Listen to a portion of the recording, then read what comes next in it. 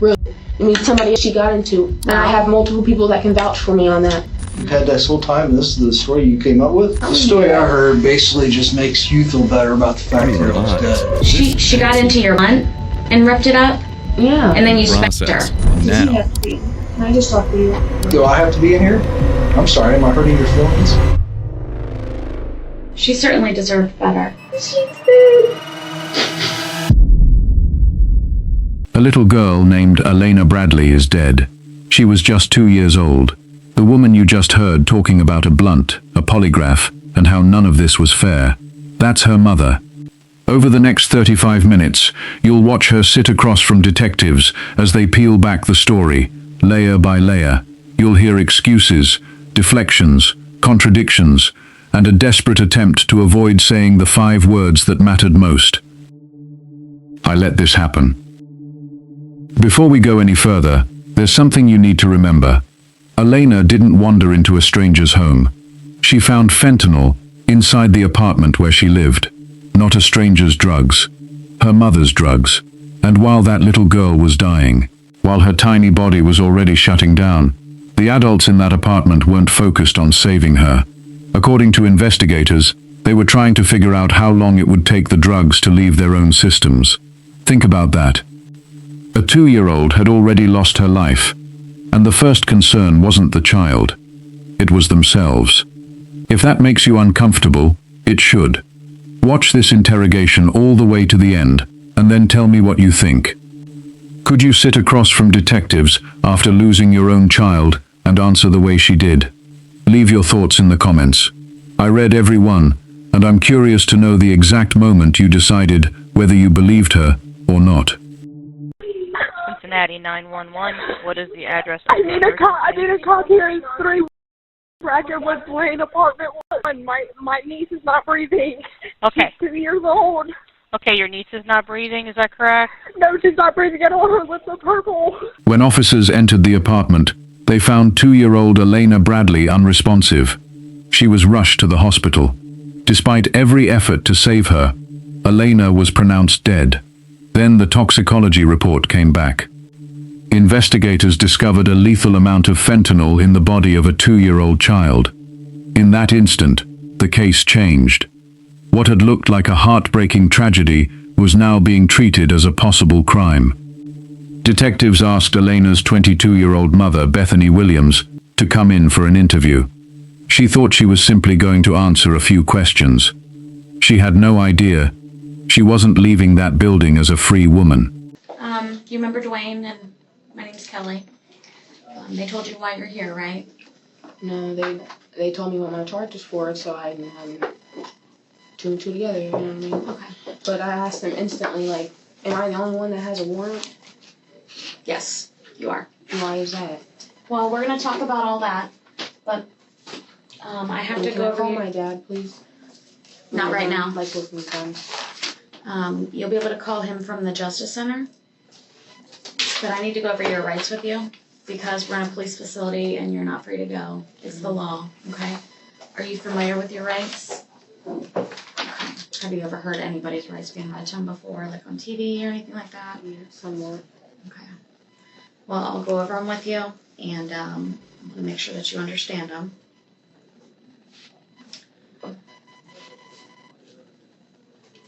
How far did you go in school? Senior. Like all the way through.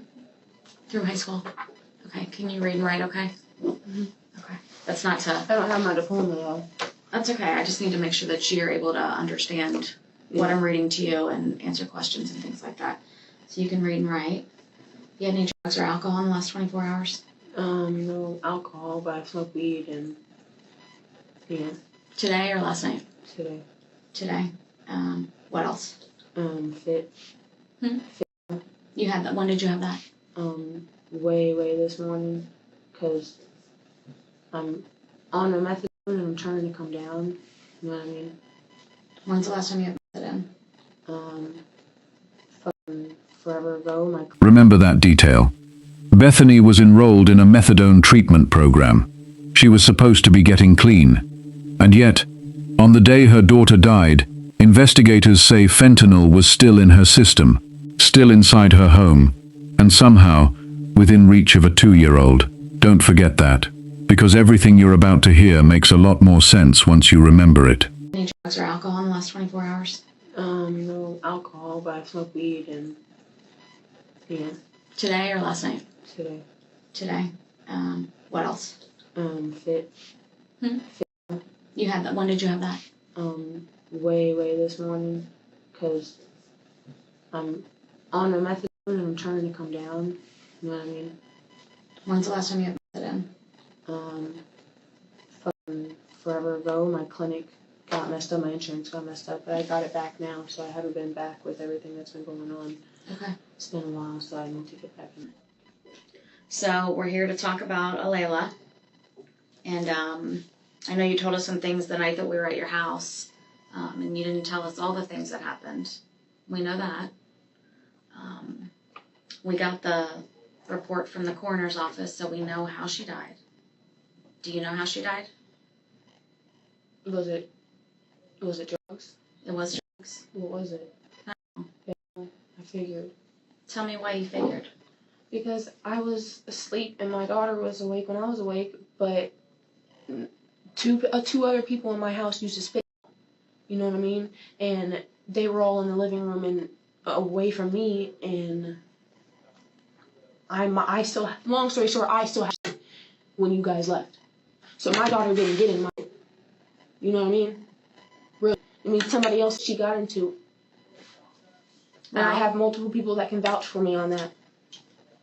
Well, we've talked to everybody that was in the house, and their stories are all consistent with each other, and that she was in the bedroom with you the whole day. But that's not what people are telling me, and I have video proof of her, me and my daughter both being awake and outside my room.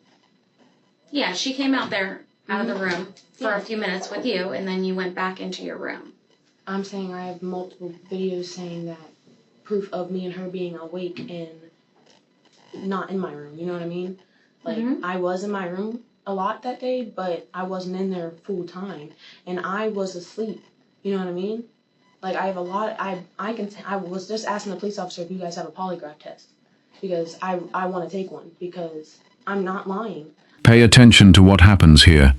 Before detectives have even finished explaining why she's there, Bethany brings up a polygraph.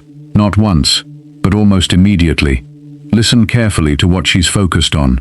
Is she trying to understand what happened to her daughter? Or is she trying to convince everyone she isn't responsible? That's a question detectives seem to wrestle with throughout this interview. Keep watching. This conversation only becomes more revealing from here. Well, she's your child. I do get that. You have drugs in your home that she was able to access. I know, but they were not mine that she got into. I don't know how or why you can say that. Because I still had my... Where do you keep it? I keep it up in the closet, up in the top shelf. Always. You can ask everybody. I promise I can take a polygraph test. That's why I said, do you have a polygraph test? Why does it matter who she got into?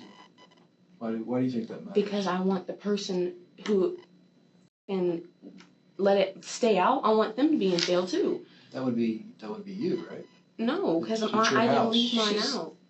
She's your child and it's your house. I mean, the fact that you allow drugs in your home for your personal use is one thing, wrong. And then the fact that you let other people come into your home around your child to use drugs is another thing, but still wrong. I don't understand where you're dividing this line like, I'm okay because the people I allowed to come in and use fentanyl caused this, not me. Think about what she just said. Listen to who she blames. And listen to who she doesn't. She talks about the people she let into her home. She talks about what they did. But when it comes to responsibility, one word is noticeably absent. Whether you believe that's avoidance or something else is up to you. For detectives, though, this is the moment the tone begins to change. The patience starts to disappear, and the questions become much harder. At first, and I know We knew you that night and you didn't even tell us. because I didn't know they had drugs at first. You know you had drugs. No, you had drugs. But I didn't have it out, and my daughter didn't get into my drugs. You know what I mean? So why would I have to tell? I understand that, but why would I have to tell It you would, guys it would if be she something didn't that get you into my realize drugs? something is wrong here as well. I do get that, but You would have got it that night. You swore up and down that it had because nothing to it do with wasn't, drugs. because I knew it We wasn't my asked you drugs. in very clear terms if there were drugs in your home. You should have said, yes, I use fentanyl and I have fentanyl in my home. The other people in my home use fentanyl. That would have Probably, been, I should have done that. Yes. I should have just told you guys up front where mine was, so you knew it wasn't mine. And I know I should have gotten in trouble, but what did you do with yours? and they did something with it. Like, as soon as I called for them and told them that she was passed away and that call 911, they was like, where's your... And I was like, put up. They were like, give it to me.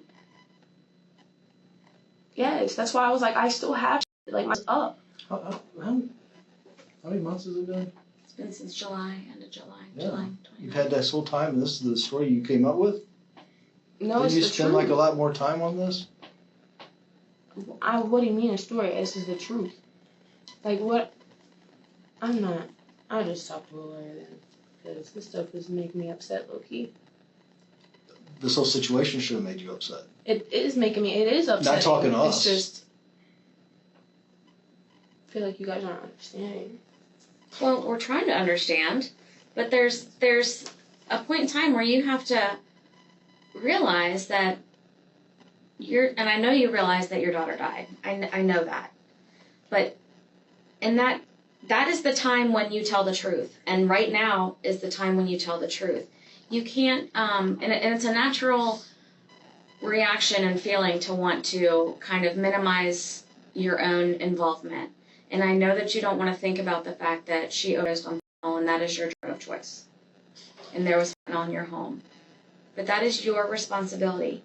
She's your child. It's your home. You have a duty to make sure that she has a safe place to live and exist and be a child. You understand that? And I'm not trying to make you feel bad. I'm trying to make you understand the situation and what your obligations are as a parent. I know what was going on, and I just ignored them all. Everyone kept telling me, they're making reports on you, they're going to the police station, they're writing up stuff. And my dad just told me, don't believe it because it's all lies and that the truth will come out. And that's what I did. And I just waited, and this is what happened. Well, the truth did come out. We knew what happened to her. We were just waiting for the toxicology report. Do you know what that is? The autopsy. Well, we were waiting for that, but we were waiting for her drug test. Okay, we figured, and we're almost sure that it was a fentanyl overdose, but we needed to wait for the lab to give us the official report. And that is how she died. And that is your responsibility. What time did she pass away? I can't tell you that. Why? Because I don't know, honey. Oh, I don't was about know. to say, I was to say it's my daughter. No, because I don't know. What time do you think she got into it? I don't know, because my daughter was, when I woke up at 5 o'clock, I think it was about 5 o'clock, she was up and running around in my room, like, you know what I mean? And I saw that she broke my blunt up into 1,000 pieces, so I whooped her little butt, and I put her in the bed with me, and she was sitting up watching TV, and I fell asleep watching TV. And then I woke up a couple hours later around the 9 o'clock area again, where Leanne came into my room, and everyone's even saying it's weird that she went into my room. But she went into my room, we were talking for a couple minutes, and that's when she lifted up the blanket on Lay and checked on her. And I didn't feel the need to check on her because she checked on her, you know what I mean? I think she was probably already deceased at that point. And that's what we all put that together. So I laid back down, woke up again at like 11 o'clock. That's when I found out she passed away, and I called you guys. And so we all thought, like, when I moved her over, she was a little stiff. So we all, this is what we were thinking when you said you hadn't put time to, whatever, I don't remember what you said, but you didn't put time to think of something. No, over time I was trying to think of everything, you know what I mean? This is what I thought of over time. But rigor mortis had already kicked in, which means she was already passed away at 9 o'clock when she came in and said she checked on her. So why would she, that's weird, why would she lie? Like, Listen to her timeline again. She says she woke up around 5. She says Alayna had gotten into her drugs. She says she punished her for breaking a blunt and then put her back in bed. Now compare that story to what investigators believed the evidence showed. By the time emergency responders were finally called, Alayna's body had already begun showing signs of rigor mortis. To detectives, that wasn't just another detail. It was a timeline, one that couldn't be talked around, and one that raised an even more disturbing question. If the evidence was right, how long had that little girl been lying there before anyone asked for help? Because she obviously can get it. I put it on the top shelf in my bedroom. I have a top shelf with a tablet on it, and it stays up in the top shelf. You keep it on the tablet? Yes, ma'am, on the top shelf. Like, it's a broken tablet. But Leanne's aunt, the Betty girl, she was using fentanyl, but I didn't see her use it a lot, you know what I mean? But she was using it all weekend. That was the first time she was using it, so, you know what I mean? And then my friend Mario, he wasn't there that night, and when she passed away, but he uses too, and I don't know if maybe he would have left something, maybe, I don't know, like a straw, or it could be a straw, it could be a piece of paper that it came in before, it could be anything. I think she had a fair amount. Oh, really? I think so. I didn't know. I was trying to think of everything. Maybe she found a straw, a piece of paper that had some in it before, and she got the residue on her, or maybe she picked something like a bag that maybe it had in there before, like, because sometimes it comes in a bag. Maybe she picked up. That's the only two things: a straw and a piece of paper that it may have had something on it. That's the only thing I kept thinking of. Maybe she found something with residue on it. But you said if it's a fair amount, then yeah, I think. I don't know what I don't know what the numbers are like when you have it in your system, what they look like. But I mean, the bottom line is it should be all zeros. She should not have that in her body at all. Yeah. Were you using that day?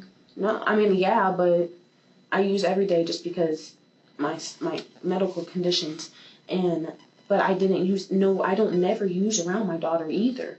Like, my daughter's never even been around me when I've ever brought it out. Like, I always close the door and make her go out there, you know what I mean, and lock my door. But you're high when she's there. I don't get high. I don't nod out. Like, I just get well. Like, I just get well. I don't get high. I don't know what that means. You just get well. Basically, I only do enough to make me not be in pain, and I go about my day. I don't do enough to where I fall asleep. You know what I mean? Like, I don't do that. I just get well. That's why I'm saying there's no way I could have been asleep all day. I have multiple people that are saying that I was not asleep all day and that they seen the baby out in the living room running back and forth. Yeah, and like everybody told us that she was out there for a little bit and that she went back in the room, but that you and her were in the bedroom most of the day. And well, their stories are changing up now. But no, she was in and out the room all day. She's 2. That she gets in and out of the bed when she wants. She goes in and out of the room when she wants. Like, I have multiple people that can vouch on that as well. Like, they've seen her. Like, when I'm asleep or if I nap or something, she'll go in and out the room, going around with other people. Like, that was what we did. Like, if we napped, we and her were tired, we would nap and we would watch each other's kids. But her kid just wasn't there that night. She made sure to find a babysitter that day. Which I think is weird as well, too. She who? Leanne. She's pregnant. Yeah, no, she's pregnant. She's doing when she's pregnant? No, she didn't. She don't do it now. Oh, no, I'm saying, like, I didn't say that. No, I'm saying Leanne, she's done before when she lived with me, but she just got pregnant. Like, so she stopped. She's visibly pregnant. Like, no, she's, well, now, maybe now, but back then, when my daughter passed away, no. She was only like 3-4 weeks. She looked pregnant. Yeah, she's just a really big girl. Like, everyone thought she was pregnant. She's got a belly. And she was only like 3 or 4 weeks, not even back then. So she was using Fit too, but she just stopped. And that's why I was like, of course they're going to leave your system in 2 days. Like, they're not going to be able to be drug tested to see if it's in their system. I just wish they would get in trouble. If I'm getting in trouble for this, I wish the mother actually did something is in trouble. Sweetie, too. she is your child. I know, and I it's your understand home. that, and I get that. Okay, But it's there's your more to the responsibility story than just that. This is your chance to tell it, but I you know, we have done our work, and we believe that you got into fentanyl in your bedroom. That's not true. But as a parent, you're not supposed to nap all day when your kid's awake. I wasn't nap all day. And even if I was napping all day, moms get tired, you know what I mean? Sure they do, but I didn't nap. You gotta that be day. up when your baby's up. I was up Especially when I if was- there's when drugs he in was your up. home. Especially. I understand that. She got into your blunt and ripped it up, Yeah. and then you, like, so she clearly has access to your drugs if she was able to get your blunt and tear it up. My blunt was on the side of my bed. Like, she never ripped my weed, and weed isn't really an issue. It is for a 2-year-old. I know. She was your What do you want me to say? responsibility. I'm sorry for doing it. I'm sorry for lying to No. you. I'm sorry that my Well, daughter passed away. Like, I am didn't want sorry this that to your happen daughter died. either. You know what I mean? I don't think this is something that you ever wanted to happen. And it's horrible, and I am sorry that it happened.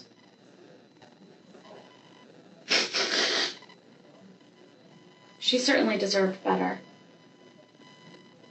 She did. But you know, we're at the point now where there's consequences.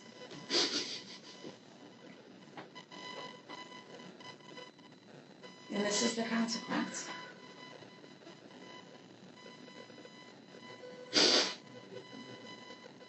And there's no way that I'm gonna be able to get out. Like, I can't get bonded out and figure it out. Well, a judge sets your bond, that's not us. But what is there to figure out? The story I heard basically just makes you feel better about the fact that your 2-year-old's dead. I don't see any part of it's this where not. you've accepted any responsibility or any of it. This is so-and-so had drugs in my house, which wasn't a shock, I just want them to and get so-and-so in trouble. left I'm the not drugs doing it. out, so I'm not responsible. It's not my fault she's dead. It's solely, this all lies on your shoulders. It doesn't matter what you had going on in your house. You were in control of that home. You should have been responsible enough to say, hey, you gotta go. But you weren't because you were doing the exact same thing. It doesn't make a difference whose drugs it was. It's the fact that there was drugs in your home and your 2-year-old who should have been watched and parented got into it. And as a result, she died. And as that result, you're here. And, you know, you can say this, it was somebody else's drugs. If that makes you feel better, it doesn't change anything. But if that makes you feel better, then that's fine. I don't need you to It tell doesn't. me the I'm truth. not saying it because it makes doesn't- me feel better. I'm you don't need saying to it tell because I me want the them to truth. be in trouble. It doesn't make a difference. I want them to be in jail as well. If I'm going and being in jail, and I understand that this is my fault because I had them around, but Right. I'm saying this because I want something to happen to them as well. And if we maybe could address that night. If we had known. But you lied and covered it up. So that's the result. So did they. They don't get. I don't even know who that they too. are. The other people in the house, they all lied as well. If They I have a lied, pretty that means consistent they story. lied. I don't. Does he have to be in here? Can I just talk to you? Who are you talking to? You, Miss. Why, do I have to be in here? I'm sorry, am I hurting your feelings? You can talk to me. What do you want to tell me?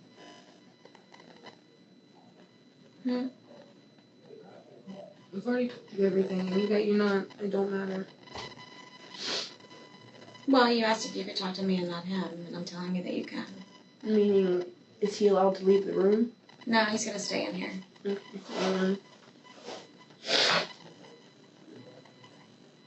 Is there something that you want to tell me that you don't want him to hear? Everything. Okay. I mean, this isn't personal. I can step out of the room.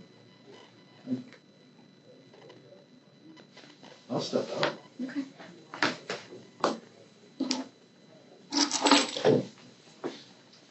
I'll get if you need it. Okay. You want water?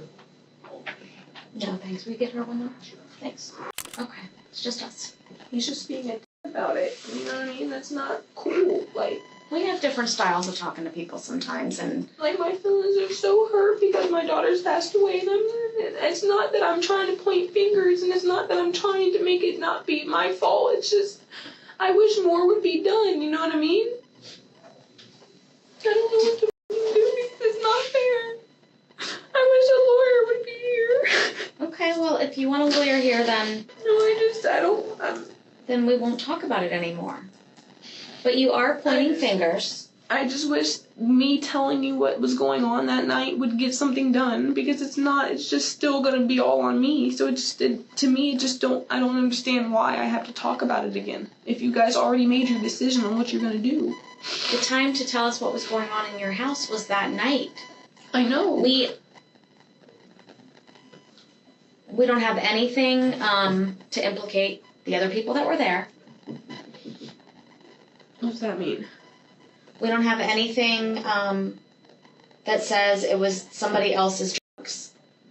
It all points towards Why? you. Because they said I was in the room all day? You said you were in the room all day also. I was, but like in and out, but that don't mean my daughter got in my room. I'm telling you, that's not what happened. Listen to that answer again. Think about those words. It's not an explanation. It's a phrase. Short, familiar, almost automatic. The kind of answer detectives are trained to slow down and examine. Because it doesn't answer the question, it simply moves past it. From this point on, investigators begin digging deeper, and every answer is measured against the evidence. So this is where it looks from where I'm sitting, okay? Is you have found your home, and you keep your marijuana right there where she can get it. So if you're doing drugs, you could have put that anywhere, and she could have gotten it. And you even said it could have been on a piece of paper or a baggie or something, Yeah. which tells me that you're careless with. No, I mean, if Mario was there, it could have been on a piece of paper or in a straw. But sweetie, it is your home. I know, but It is your responsibility to make sure that there are things that are dangerous to her she cannot get to. Just like you keep cleaning supplies somewhere else where she can't get them and drink them. It shouldn't be in your home, first of all, but the reality is that it was there, right? So, I understand that this seems like it's not fair, but really what's fair is what happened, thank you, to Alayna, right? That's what's not fair. I know.